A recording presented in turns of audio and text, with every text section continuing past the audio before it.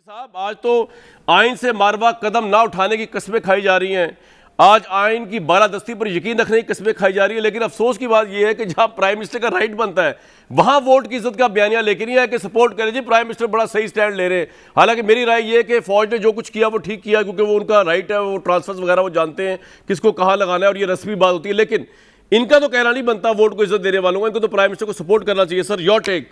भट्टी साहब, आपकी खबर की मुकम्मल तायद करता हूं। जो आपने खबर आपने कहा कि ये मेरे ज़राए ने खबर दी है, उसकी मैं उस पर आने से पहले बताना चाहता हूं कि आइडियली ये नहीं होना चाहिए था। ना ये हुकूमत के लिए फ़ायदा मंद है, ना फ़ौज के लिए फ़ायदा मंद है, ना ये मौजूदा हालात में फ़ायदा मंद है। हमारे मसाइल क्या हैं, मुल्क किन चक्रों में पड़ा है और हम किन चक्रों में पड़े हुए हैं। दूसरा, हुकूमत में टैलेंट है अल्हम्दुलिल्लाह इस चीज़ों को तब छोटे से इशू को बड़ा इशू बनाने का। ये आर्मी चीफ़ और वज़ीर आज़म साहब का आप एक बैठक या दो बैठक का मामला था, जिसमें प्रेस कॉन्फ्रेंस भी हो गई, उससे पहले भी हो गया वगैरह वगैरह। आर्मी चीफ़ की एक्सटेंशन वाला मामला हो, एक सादा कागज़ पर एक्सटेंशन, फिर उसके बाद ऐसी समरियाँ के सुप्रीम कोर्ट में ठट्ठे और मजाक बने। चीफ इलेक्शन कमिश्नर का मामला हो, चेयरमैन नैब का मामला हो, पुलिस ट्रांसफ़र्स हों, ब्यूरोक्रेसी ट्रांसफ़र्स हों, खारजा मामलात में रूस, चीन हैं, हम उनके साथ हैं, अमेरिका के साथ हैं, सऊदी अरब के साथ हैं, मलेशिया के साथ हैं, कोलंबो का कॉन्फ्रेंस है, नहीं है वगैरह, गंदम, चीनी, LNG, क्या यानी लंबी लिस्ट है। ये हुकूमत में ये टैलेंट मौजूद है। अब आ जाएँ आपकी खबर पे। पहली बात तो ये है कि ये एक ट्रांसफ़र नहीं है, ये चार ट्रांसफ़र हैं। जनरल सईद ने NDU से जाना है कराची, जो उनके वो कराची उनका पूरा सर्कल है ये बन गए। जनरल नदीम अंजम ने कराची से आना है ISI में, जनरल फैज़ ने जाना है पेशावर और जनरल नुमान ने पेशावर से आना है NDU में। तो इसलिए ये पूरा एक सर्कल है। सर इसमें आपको प्राइम मिनिस्टर का एटीट्यूड कितना गैर मुनासिब लगा? जी कंप्लीट कर लें इस सारे उसमें। सर मैं उसी पे आ रहा हूँ, आपकी खबर पे आ रहा हूँ। सुना ये जा रहा मेरी भी इतला ये है कि आर्मी चीफ और वजीर आजम में गुज़श्ता 6 माह से इस पर बातचीत जारी बिल्कुल यही मैं कह रहा था और बातचीत हो रही थी और वो ऑन बोर्ड थे डिस्कशन। और सुना एक और भी इतला ले लें कि 2 दिन इन तकर्रियों से 1 या 2 दिन पहले आर्मी चीफ ने आगाह किया था कि मैं ये तकर्रियाँ करने जा रहा हूँ। अब सुना यह जा रहा है कि वज़ीर आज़म साहब ने ये एतराज़ उठाया है कि ये पोस्टिंग ट्रांसफ़र से जो फार्मली समरी आती थी वो मेरे टेबल पर नहीं आई, या मुझे समरी भिजवानी चाहिए। अच्छा, चौथी बात है, सुना है कि अब ये अल्लाह करे मैं ऐसा हो जाए, क्योंकि ये मुल्क के लिए ठीक नहीं कि आज या कल या परसों या एक आध दिन में ये मामला हल हो जाएगा। वो हो जाएगा। सुना ये जा रहा है कि बिल्कुल आपकी खबर दुरुस्त है, इसी तरह ही हल होगा, 99% इसी तरह ही हल होगा जिस तरह नाम जाएंगे। लेकिन जनरल नदीम अंजुम भी जो है वो DGI से होंगे। जी।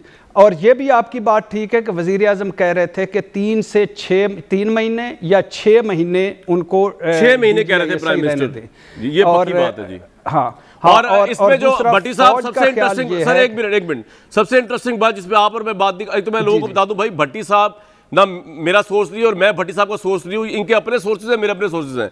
लेकिन सबसे इंटरेस्टिंग बात भट्टी साहब मैं ये बता दूं कि ये जो प्राइम मिनिस्टर को ओवरनाइट थॉट आया कि इससे पहले उनको बताया भी जा रहा था कि जनरल फैज़ ने जाना है और उन्होंने जाना है और उन्होंने आना है, वो हम डिस्कस नहीं कर सकते इधर के उनको किस तरह थॉट आया। ये बात सही है ना, जो थॉट उनको आया वो हम डिस्कस नहीं कर सकते। अब उसके बाद आगे चले। जी ये असल खबर तो ये है। अच्छा, अब ये है कि फ़ौज का जो क्राइटेरिया है वो मीट हो चुका है कि कम अज़ कम अभी तक मेरे ख्याल में कोई आर्मी चीफ ऐसा नहीं आया अगला जिसने 1 साल से कम कोर कमांड की हो। तो ये 1 साल जो कमर जावेद है उनका नवंबर 2022 में ख़त्म होना और अगले 4-5 में अगर ये उस रन में रहना चाहते हैं तो इनको अभी 1 साल के लिए कोर कमांडर है। ज़ाहिर फौज अपने किसी जनरल को हाँ और अगर क्राइटेरिया और अगर आर्मी चीफ अपने किसी जर्नल को कैसे, ये जनरल आमिर भी गए हैं, कोर कमांडर गुजरांवाला गए हैं, इसी तरह। और ये बड़ी बात है कि उन्होंने सही टाइम पे उनका ट्रांसफर किया है बाजवा साहब ने, ताकि वो कंपटीशन में इन रहे। हाँ कंपटीशन में। और जनरल अजहर जो हैं वो कर चुके हैं, जनरल सायर शमसाद जो हैं वो कर रहे हैं। तो इसलिए ये तो भट्टी साहब ये जो अभी नून लीग है कि जी आप कंक्लूजन निकालें, फिर मेरा सवाल रह जाएगा। जी बताएं। अच्छा वो ये है कि अब वो ज़ाहिर अगले आर्मी चीफ में उनका नाम है, उन्होंने जाना है, उन्होंने करना है, ये समझ नहीं आ रही वज़ीर आज़म साहब को, क्यों नहीं आ रही आपने भी बताया है, बस वही है। लेकिन मैं एक जवेद लतीफ़ साहब से मैं एक मासूमाना सवाल पूछना चाहूँगा कि अगर मैं मरियम नवाज़ साहबा, हमज़ा शहबाज या शहबाज शरीफ या नवाज शरीफ साहब के ख़िलाफ़ बोलूँ और उनके खिलाफ बातें करूं और उनको तो क्या वो नून लीग के खिलाफ बात नहीं होगी, तनकीद करूं और क्या, और बाकी मैं साथ ही ये कहूं कि पूरी नून लीग अच्छी है, नून लीग कमाल की जमात है, तो क्या इनको ये कबूल होगा? मियां जावेद लतीफ़ साहब, एक बड़ी अहम बात जरताज गुल साहबा ने मेंशन नहीं की, लेकिन मैं उनसे पूछूंगा, लेकिन अभी मैं आपसे पहले मैं आपको बता रहा हूं और पूछ रहा हूं आपसे मियां साहब कि आज प्राइम मिनिस्टर ने कैबिनेट में ये बात भी कही कि मुझे ये समझा जाता है कि मैं रबड़ स्टैंप हूँ, मैं रबड़ स्टैंप नहीं हूँ, और अगर फ़ौज की इज़्ज़त है तो मेरी भी इज़्ज़त है, और मुझे कोई इख्तलाफ नहीं किसी और चीज़ से, लेकिन तरीकाकार जो है उसमें प्राइम मिनिस्टर की इज़्ज़त को मलूज़ खातिर रखना चाहिए। तो ये बातें कैबिनेट में आज हुई हैं, तो आपको लगता नहीं कि ये तो आप इसको सपोर्ट करेंगे, क्योंकि आपने भी ये कहा कि प्राइम मिनिस्टर की इज़्ज़त होनी चाहिए, अब प्राइम मिनिस्टर में भी इज़्ज़त करा रहे हैं और वो कह रहे हैं कि मैं रबड़ स्टैम्प नहीं हूँ, तो आपका ये बयानिया कि ये पपेट है और सेलेक्टेड है, ये तो आज कहीं स्टैंड ही नहीं कर रहा जो प्राइम मिनिस्टर ने कैबिनेट से खिताब किया है।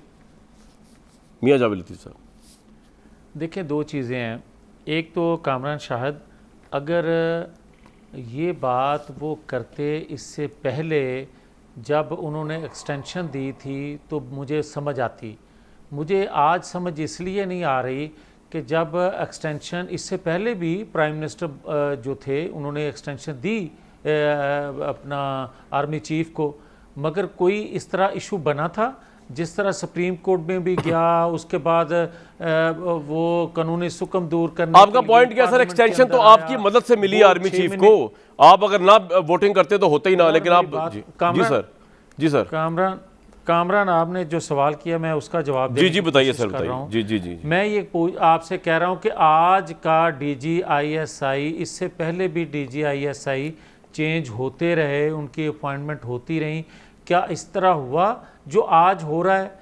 मैं आपसे सिर्फ कहना ये चाहता हूँ कि आज मेमो गेट नहीं होगा, आज डॉन लीक्स नहीं होगी। वजह यह है कि एक नलायक को, नाहल को, नातजर्बाकार को कहा गया कि इसको बैठा दिया गया है, मगर वो बड़ा स्मार्ट निकला। वो ये निकला कि आप ये देखें कि तमाम अदारे उसने एक एक करके उनको कमज़ोर किया। आप अदलिया देख लें, काजी फायज़ ईसा के हवाले से, आप चीफ इलेक्शन कमीशन के हवाले से देख लें, आप चेयरमैन नैब के हवाले से देख लें, आप दुनिया में जहाँ जाके लगाया हुआ प्राइम मिनिस्टर जो गुफ्तगू करते हैं, और उसके बाद हमारे लिए, पाकिस्तान के लिए, रियासत के लिए जो मसाइल पैदा होते हैं, अदारों के लिए जो मसाइल पैदा होते हैं, ये बाई डिज़ाइन हो रहा है। और आज भी मैं ये कहूँगा कि ये इमरान खान साहब ने जो किया है ये गलत बात है कि उनके इल्म में नहीं था। जो आज फवाद चौधरी कह रहे हैं कि प्रोसीजरल जो गलतियां थी